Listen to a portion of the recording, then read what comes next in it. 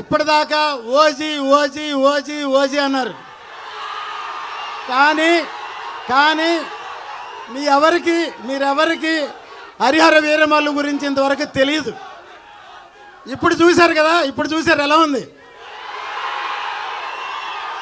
So అది cinema అంటే. ఈ క్రెడిట్ మొత్తం మా జ్యోతి కృష్ణకే, తనకే. మొత్తం ఇంత కష్టపడి రాత్రి పగళ్ళు పనిచేశాడు. కళ్యాణ్ గారు మెచ్చుకున్నారు, నేను చూసుంటారు. ఇంత రాత్రి పగళ్ళు ఈ సినిమాని ఈ లెవెల్కి తీసుకొచ్చి అప్రిషియేట్ చేశారు.